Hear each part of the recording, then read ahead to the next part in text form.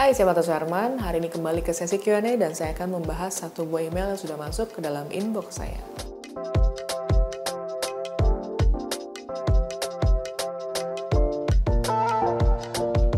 Makasih banyak buat teman-teman yang udah kirim email ke martasuherman@gmail.com. Hari ini saya akan membahas satu buah email untuk dibahas, dan email yang saya pilih hari ini adalah email dari Wempi Saudale.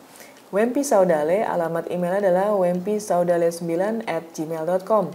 Selamat malam Mbak Marta, semoga sehat selalu. Saya kirim 2 foto landscape, mohon di-review ya Mbak. Saya butuh kritik dan saran dari Mbak Marta, terima kasih. Foto 1, eksifnya adalah 1/125 detik f11 ISO 100.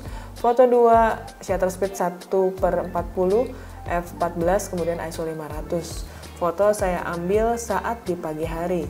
Foto yang pertama dan foto yang kedua. Nah, sebelum masuk ke pembahasan kali ini, saya ingin mengucapkan makasih banyak buat teman-teman sekalian yang selalu support channel ini, yang selalu share bagi teman-teman lainnya yang sedang belajar fotografi. Dan buat teman-teman di sini yang mungkin baru aja ketemu channel ini, jangan lupa di-subscribe sekarang karena setiap minggunya saya membahas seputar fotografi. Kemudian buat teman-teman sekalian yang mungkin menanyakan apakah bisa memanggil saya sebagai narasumber untuk kebutuhan kampus, perusahaan, ataupun komunitas, silakan kontak ke nomor di bawah ini, nanti akan dibantu oleh administrasi saya. Demikian juga buat teman-teman yang membutuhkan jasa fotografi, videografi, ataupun social media management. Nah, hari ini kita akan bahas mengenai foto landscape lagi nih buat teman-teman sekalian. Mudah-mudahan nggak bosen karena lumayan banyak ternyata yang masuk ke dalam saya adalah email-email membahas mengenai foto landscape. Dan di sini memang tidak dipungkiri foto landscape adalah sebuah foto yang paling menarik karena paling disukai oleh banyak orang yang suka bertraveling. Pastinya ya, karena traveling di Indonesia itu pastinya banyak banget alam yang cantik dan luar biasa. Dan buat teman-teman sekalian yang belum pernah nonton di video saya sebelumnya membahas mengenai landscape fotografi, silahkan cek di link di bawah ini, mudah-mudahan bisa membantu teman-teman sekalian. Dan juga buat teman-teman yang mungkin penasaran mengenai teori-teori dasar fotografi, nah teman-teman juga bisa cek di link di bawah ini. Inilah pembahasan mengenai teori dasar mengenai triangle exposure dan juga komposisi. Mudah-mudahan bisa membantu teman-teman sekalian yang sedang belajar fotografi. Nah, saya akan coba bahas mengenai foto yang dikirimkan. Jadi dari foto yang pertama, saya akan coba cek foto pertama ini di pagi hari ya. Kemudian ISO-nya adalah ISO 100. Kemudian shutter speed di 1/125. Nah, di sini mungkin menurut saya salah satu yang harus diperhatikan adalah mengenai dynamic range ya. Buat teman-teman yang mungkin belum tahu mengenai dynamic range, bisa cek juga di video saya yang satu ini. Nah, di sini pada saat kita memotret sebuah foto, sebenarnya salah satu yang menarik dan bisa menimbulkan sebuah dimensi itu adalah dynamic range. Bagaimana rentang antara shadow dan highlight yang cukup panjang yang membentuk sebuah foto itu menjadi nampak berdimensi. Jadi di sini harus hati-hati karena ada beberapa area yang berwarna hitam itu buat saya terlalu pekat, terlalu hitam. Kecuali kalau teman-teman memang ingin mendapatkan sebuah foto seperti foto siluet. Nah, teman-teman juga bisa cek di video saya sebelumnya, ini membahas mengenai foto siluet ya, bagaimana caranya membuat sebuah foto nampak hitam semua seperti siluet. Nah, di sini apakah dari Wempi sendiri ingin menampilkan sebuah foto yang seperti ini, siluet gitu, atau memang ini terjadi secara tidak sengaja gitu ya. Artinya kalau memang ini tidak disengaja, kamu ingin menampilkan semua detailnya, artinya ada beberapa hal yang kamu harus perhatikan bagaimana caranya mendapatkan exposure yang paling pas gitu ya. Nah, di sini biasanya kalau untuk pemotretan foto landscape, kita biasanya banyak banget menggunakan macam-macam filter untuk memaksimalkan output. Buat teman-teman yang mungkin belum pernah tahu mengenai penggunaan filter, teman-teman bisa cek di link di bawah ini. Ini adalah pembahasan mengenai filter-filter yang sangat umum digunakan pada saat memotret sebuah foto landscape. Nah, biasanya dalam kondisi kayak gini kita membutuhkan filter yang disebut dengan GND ya, Gradual Natural Density Filter. Nah, di sini biasanya berbentuknya gradasi.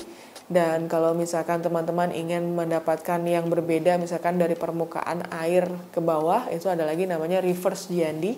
Itu pun kadang-kadang banyak digunakan oleh teman-teman pencinta fotografi. Jadi untuk mendapatkan outputnya itu memang kita harus make sure apakah dimensinya itu mau ditampilkan atau tidak. Kalau tidak ingin ditampilkan, artinya memang kita sengaja membuat seperti foto siluet. Dan kemudian untuk foto yang kedua, Di sini kalau saya tangkep ini juga sama sebenarnya kasusnya kurang lebih untuk memotret, untuk mendapatkan detail yang lebih bagus. Ada baiknya kita mempelajari mengenai dynamic range dari kita punya foto itu sendiri atau dari file yang kita dapatkan dari kamera kita. Karena setiap kamera memiliki dynamic range yang berbeda-beda. Jadi teman-teman harus make sure kalau teman-teman ingin mendapatkan sebuah dynamic range yang bagus, pastikan memiliki kamera yang memiliki output seperti itu gitu ya. Karena biasanya ini ada pengaruhi dengan besar sensor juga. Kalau sensornya kecil, biasanya dynamic range-nya tidak sebagus sensor yang lebih besar.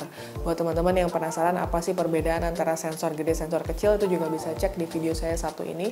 Jadi teman-teman bisa tahu kalau kamera itu memiliki sensor yang berbeda-beda. Nah, insight dari saya mungkin itu ya, inputannya adalah bagaimana menampilkan supaya detail bagian gelap itu tidak terlalu gelap.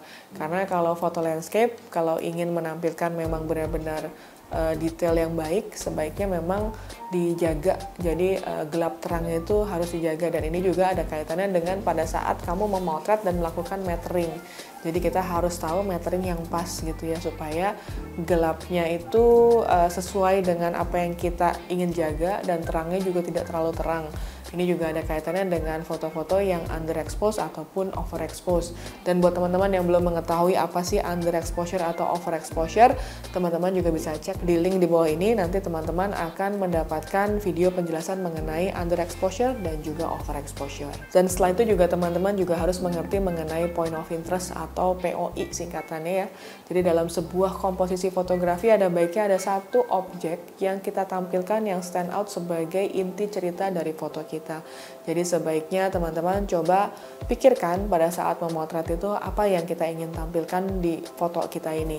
Apakah itu sebuah perahu, atau misalnya saya ingin menampilkan yang lain nih, mungkin ada orangnya atau apa. Nah, apapun itu bisa dijadikan sebagai point of interest atau inti cerita dari foto yang ingin kamu sampaikan. Jadi mudah-mudahan bisa membantu teman-teman yang sedang belajar menyusun komposisi yang baik dan juga exposure yang baik. Nah, kira-kira di pembahasan kali ini seperti itu ya. Jadi buat teman-teman yang memang sedang belajar fotografi, foto landscape mungkin salah satu option yang menarik di Indonesia gitu ya. Jadi teman-teman juga bisa keluar rumah udah langsung ketemu gunung, ketemu sawah gitu. Dan di sini menurut saya bisa memulai fotografi dari sana, tapi nggak cuma sekedar ada sunsetnya, ada view-nya segala macam, tapi juga coba belajarin teori-teori fotografi. Dan jangan khawatir, fotografi itu adalah sebuah proses. Jadi artinya kita itu harus memang melakukan kesalahan-kesalahan yang banyak dan kita akan belajar dari sana. Nah, di sini teman-teman bisa coba cek di beberapa video-video postingan saya sebelumnya mengenai landscape fotografi. Mudah-mudahan bisa membantu teman-teman sehingga dari latihan-latihan yang berulang itu bisa menghasilkan output yang lebih baik lagi. Dan juga buat teman-teman lainnya yang ingin membahas atau meminta koreksi dari saya, silakan email ke martasuherman@gmail.com. So, thank you for watching. Bye.